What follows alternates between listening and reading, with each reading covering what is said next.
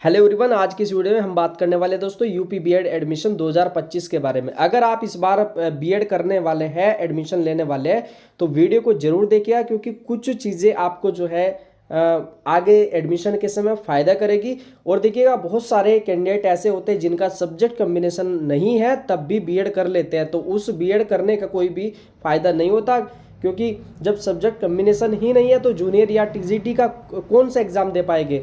तो इसलिए वीडियो को जो है पूरा देखना, अच्छे से पूरी इन्फॉर्मेशन आपको जो है दी जाएगी।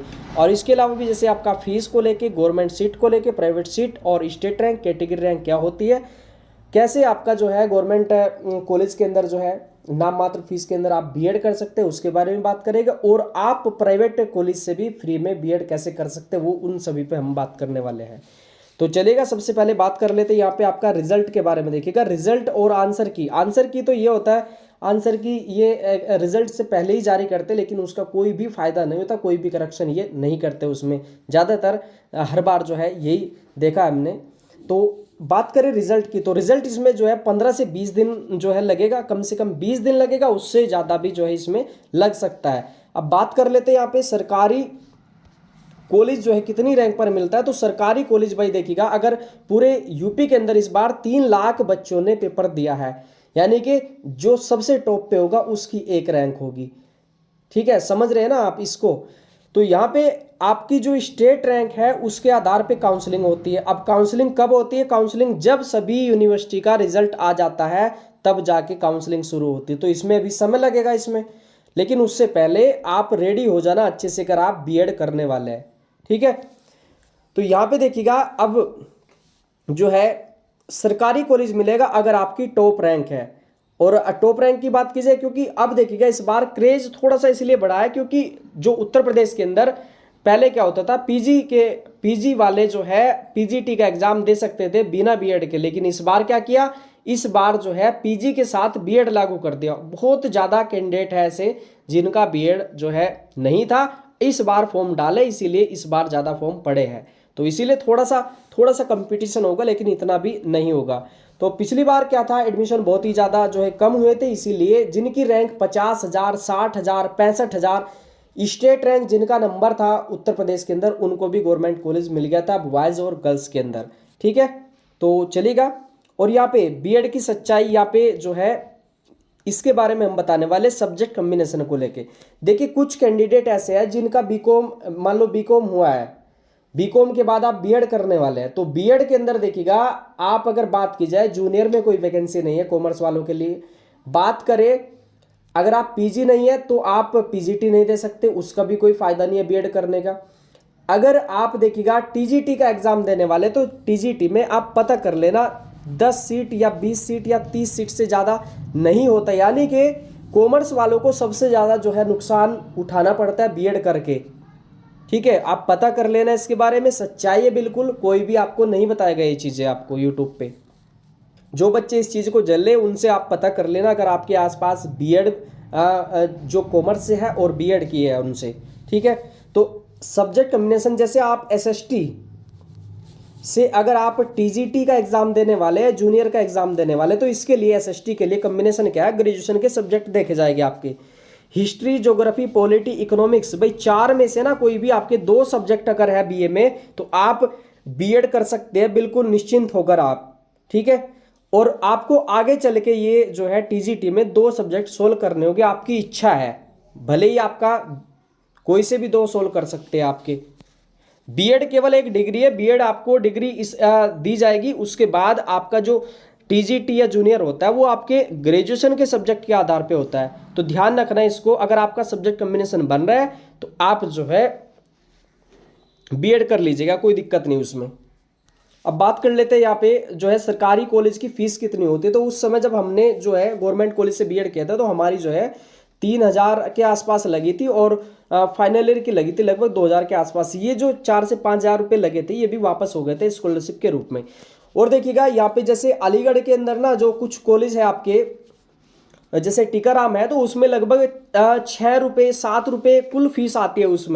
उसमें भी 1,000 2,000 से ज़्यादा फीस जमा नहीं होती, वो भी स्कॉलरशिप के रूप में वापस आ जाती है। ये अलीगढ़ की बात कर रहे हैं। सेम ऐसा ही मेरठ के अंदर है, ऐसे ही मुजफ्फरनगर के अंदर है। तो ये सरकारी कॉलेज की फीस ज़्यादा नहीं होती, कुछ जगह 5,000 10,000 भी ले जाते हैं आपके। ये हमारा टेलीग्राम ग्रुप है, अगर कोई भी इन्फॉर्मेशन चाहिए तो यहाँ पे आप जो है ज्वाइन कर सकते हैं। अब बात कर लेते हैं यहाँ पे प्राइवेट कॉलेज की फीस कितनी होती है प्राइवेट के बारे में। तो प्राइवेट की बात करें तो टोटल जो बीएड की फीस होती है 50 से 55 हज़ार होती है। लेकिन जैसे अदर स्टेट से आते हैं ना बच्चे, जैसे बिहार वगैरह से, क्योंकि बिहार के अंदर 1,80,000 में बीएड होती है, आप पता कर लेना आप। कारण क्या है, इसीलिए यहाँ पे जो है बच्चे बिहार से ज़्यादा आते हैं उत्तर प्रदेश के अंदर। तो इतनी ही फीस है आपकी 50 से 55 हज़ार। एटावा के अंदर आपका, गाजियाबाद के अंदर, मेरठ के अंदर, मुजफ्फरनगर के अंदर इतनी ही फीस है बस। जैसे जैसे आप लखनऊ, कानपुर, इलाहाबाद की तरफ जाओगे तो फीस बढ़ती चली जाएगी, 80,000 85,000 ऐसे आपका। तो अगर आप अदर स्टेट से हैं तो बिल्कुल भी आप जो है ज़्यादा फीस मत दीजिएगा, पहले ही कॉलेज से बात करें ये सारी चीज़ें। और अगर आप उत्तर प्रदेश से है ना, तो ये जो फीस होगी ना, इसके अलावा भी आपका स्कॉलरशिप आ जाएगा आपका, अगर आप यूपी से है। अब स्कॉलरशिप फर्स्ट ईयर की जो स्कॉलरशिप आएगी 35,000, सेकेंड ईयर की 35,000, लगभग 70,000 आपकी स्कॉलरशिप के रूप में वापस आ जाएगी। लेकिन यहाँ पे आपके जब स्कॉलरशिप आ जाएगी ना, तो कॉलेज वाले भी पाँव फैला देते हैं कि हमें 5,000 रुपये चाहिए आपसे, 5 फर्स्ट ईयर, 5 फाइनल ईयर। तो इस तरीके से 10,000 15,000 रुपये और उतार लेते हैं इस फीस के अलावा। ठीक है, तो चलेगा। बाकी काउंसलिंग कब से शुरू होगी, काउंसलिंग ये देखिएगा, ये शेड्यूल है 2024 का। सेम ऐसे ही चलता है हर बार आपका, जब तक सारी यूनिवर्सिटियों का रिजल्ट नहीं आएगा तब तक काउंसलिंग शुरू नहीं होगी। क्योंकि भाई सभी पूरे उत्तर प्रदेश के जितने भी बीएड कॉलेज है, सभी का जो एग्जाम कंडक्ट कराया आपका, ये बीओ ने करवाया आपका। ठीक है, तो ये देखिए फर्स्ट राउंड में आपकी जो काउंसलिंग हुई थी आपकी 1 से लेके 75,000 तक। इसमें मुश्किल से जो फॉर्म फिलअप किया था, इसमें काउंसलिंग करवाई थी, वो मुश्किल से 10,000 15,000 लोगों ने करवाई थी। अब इसमें गवर्नमेंट सीटें भी खाली रह गई थी इसमें, क्योंकि बहुत सारे जिनकी टॉप रैंक होती है ना, उनको कॉलेज नहीं जाना होता, तो इसलिए वो प्राइवेट में एडमिशन ले लेते हैं। और रही बात आपकी SC ST की, तो SC ST तो बहुत सारे आपके बिल्कुल जो है एक स्कॉलरशिप बेस पे एडमिशन लेते हैं। अब बात कर लेते हैं आपकी जो ये सरकारी कॉलेज पे जो कट ऑफ है वो कितनी जा सकती है। मैं एक आइडिया आपको बता रहा हूँ थोड़ा थोड़ा सा इसमें, क्योंकि आपका 400 नंबर का पेपर हुआ है और आप सभी को मालूम भी है लेवल क्या रहा था इस बार आपका पेपर का। बाकी हिंदी या रीजनिंग वो तो थोड़ा सही थी, तो चलेगा। यहाँ पे जो है जर्नल की अगर बात करें 235 से लेके आपका 240 तक, इसमें 5 नंबर ऊपर नीचे भी हो सकता है, ज़्यादा भी हो सकता है आपका। OBC 230 से 235, EWS 225 से 230, आपका SC 210 से 215। इसमें मेरिट थोड़ा सा बढ़ सकती है। मैंने थोड़ा सा एक ये बताया कि मीडियम बताया करके आपको। ST की बात करें तो 195 से 200, ये और कम जा सकता है ST का तो आपका। ठीक है, बाकी मैंने आपको बताया कि आपका स्टेट रैंक के आधार पे ही जो है आपका सरकारी कॉलेज मिलता है, अगर आपकी टॉप रैंक है इसमें। क्योंकि पूरे यूपी के अंदर ना 10,000 सरकारी सीट है। अब आप कुछ बच्चों को ये लगता है कि अगर हमारी 10,000 स्टेट रैंक आई, 5,000 स्टेट रैंक आई, तभी हमें गवर्नमेंट कॉलेज मिलेगा। तो ये ऐसा नहीं है। अगर आपकी 5,000 स्टेट रैंक आई है और आपने अपने ज़िले का एक कॉलेज चॉइस किया और वहाँ पे आपसे अच्छी अच्छी रैंक के बच्चे आ गए, तो आपको भाई 5,000 स्टेट रैंक पे भी कॉलेज नहीं मिलेगा। किसी की रैंक 20,000 है और वहाँ पे मान लो काउंसलिंग करवाई, वहाँ पे बच्चे आए आपके, किसी की 15,000, किसी की 30,000, किसी की 35,000, तो आपका चांस रहेगा आपको 20,000 पे भी गवर्नमेंट कॉलेज मिल जाएगा आपका। आप पता कर लेना, देखिएगा शहीद मंगल पांडे मेरठ के अंदर 100 सीट है गर्ल्स की, तो यहाँ पे जो कट ऑफ जाती है, जिनकी रैंक 50,000 60,000 स्टेट रैंक है ना पूरे यूपी के अंदर, उनको भी भाई गवर्नमेंट कॉलेज मिलता है इसमें। ठीक है, तो ध्यान रखना इसमें। और ये बात है सब्जेक्ट कम्बिनेशन की, अब बीएड करे या डीएलएड करे उनके लिए थोड़ा सा मैं आपको थोड़ा सा इससे आइडिया बता दूंगा। तो ये हमारा पुराना वीडियो था, उसी में से मैंने उठाया जो जरूरी है, आप सभी का एक जरूरी क्वेश्चन है इनका। इन्होंने देखिएगा बीए आर्ट स्ट्रीम से है, इन्होंने हिंदी सब्जेक्ट लिया बीए में,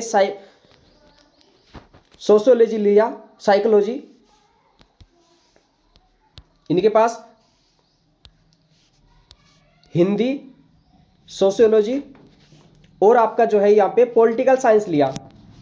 अब देखिएगा इनका हिंदी के लिए संस्कृत अनिवार्य है, ये आप टीजीटी या जूनियर एग्जाम नहीं दे सकते। साइकोलॉजी आपका टीजीटी या जूनियर में वैकेंसी नहीं है, आती नहीं इसमें। पॉलिटिकल के लिए क्या चाहिए आपको, हिस्ट्री, ज्योग्राफी, पॉलिटी, इकोनॉमिक्स, 4 में से कोई भी 2 सब्जेक्ट होने अनिवार्य थे। इनका बीएड कंप्लीट हो गया। अब इन्होंने कहा कि अब मैं क्या करूं, कैसे करूं, तो रिप्लाई दीजिएगा। तो अब ये बताइएगा, इन्होंने बीएड करते समय ये चीजें नहीं पूछी होगी किसी से, तो इनका देखिएगा बीएड करना मतलब एक तरीके से ना वेस्ट है। तो आप थोड़ा सा ध्यान रखिएगा इस चीज को। अब यहाँ पे देखिएगा इनका कमेंट है, सर मेरा सोशियोलॉजी और एजुकेशन है और मैं बीएड में कौन सा कॉम्बिनेशन सही रहेगा। अब देखिएगा इनका, देखिएगा बीए किया इन्होंने, देखिए इसकी वैकेंसी नहीं आती। बाकी एजुकेशन की वैकेंसी भी आपकी जूनियर टीजीटी के अंदर नहीं आती। ये सारे के सारे बच्चे काउंट होते हैं आपके एसएसटी के अंदर। एसएसटी जूनियर तो ये दे सकते हैं, लेकिन ये जो बच्चे हैं ना, ये आपका टीजीटी एग्जाम नहीं दे सकते। यानी कि बीएड करना वेस्ट है एक तरीके से। तो आपके लिए क्या रहेगा, बीटीसी बेस्ट रहेगा। आपका बीटीसी करना इनके लिए बेस्ट रहेगा। और यहाँ पे देखिएगा, अब यहाँ पे बात कर लेते, देखिएगा ये जो काउंसलिंग में आपका कॉलेज की डिटेल जो आती है ना, ये आपका सीसीएस यूनिवर्सिटी का है। आपका यहाँ पे ये कॉलेज आपका मेरठ का, यहाँ पे देख सकते हैं एडिड कॉलेज है, यानी कि सरकारी सीट है इसमें, यानी कि फ्री सीट है। टोटल यहाँ पे 60 सीट है, 42 यहाँ पे आर्ट्स और कॉमर्स की है, बाकी 18 यहाँ पे देख सकते हैं साइंस वर्क की है। ये भी एडिड है इस तरीके से। तो ये सारी चीज़ें आपकी यहाँ पे देख सकते हैं। को एजुकेशन यानी कि गर्ल्स और बॉयज़ के लिए ये सारा का सारा।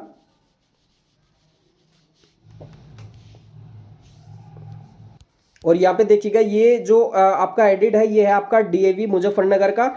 और इसमें कितनी सीट है, इसमें 60 सीट है। इसी से मैंने जो है अपना बीएड कंप्लीट किया है।